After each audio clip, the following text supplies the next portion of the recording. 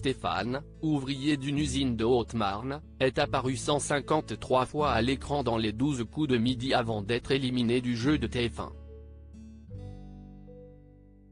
Son exposition soudaine l'a forcément exposé à quelques critiques désagréables sur les réseaux sociaux. 153 participations, 5 étoiles mystérieuses découvertes, 568 343 € de gains et de cadeaux.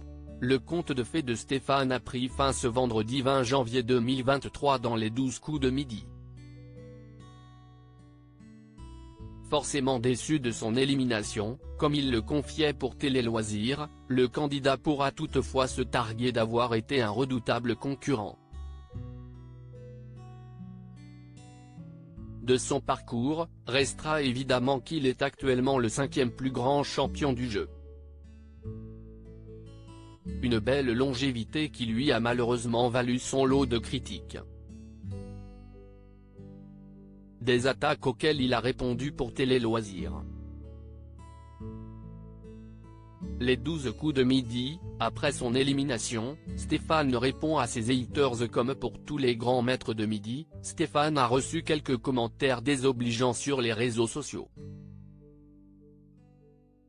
N'étant lui-même pas inscrit sur ces plateformes, ce sont ses proches qui le tenaient au courant de ce qu'il se disait autour de lui.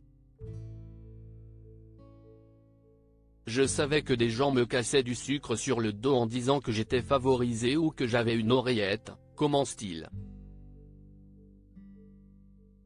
Légitimement remonté contre ses attitudes, il poursuit, sous prétexte que je travaille dans une usine, certains pensent que je suis un imbécile.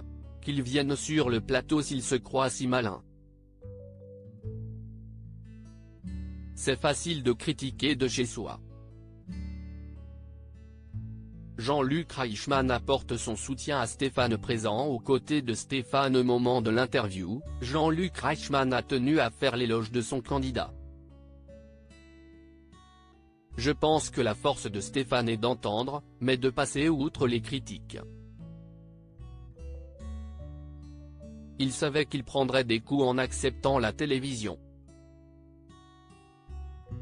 C'est encore une grande preuve d'intelligence de sa part. Il peut être très fier de son parcours, témoigne-t-il. Habitué à ses pics sur les réseaux sociaux, du haut de ses plus de 30 années de carrière, le récent premier du classement des personnalités télé préférées des Français a tenu à donner sa méthode. Quand les critiques sont constructives, je les prends. Sinon, je passe au-dessus, explique celui qui explique avoir été régulièrement moqué lors du lancement de sa série télévisée Léo Mattei. À lire aussi stupeur. Stéphane est éliminé des 12 coups de midi après 153 participations, découvrez sa réaction. À lire aussi ça m'a mis un coup. Jean-Luc Reichmann réagit à l'élimination de Stéphane dans les 12 coups de midi.